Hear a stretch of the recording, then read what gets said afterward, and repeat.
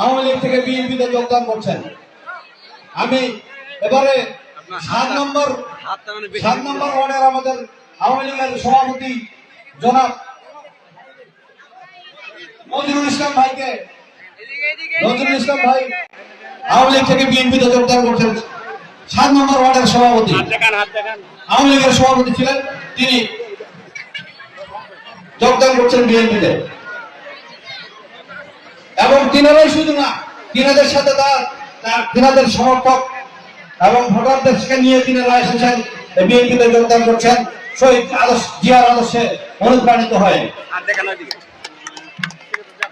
ওনার ভাইয়েরা আছে, যারা ফুলতোড়া দিয়ে করবেন।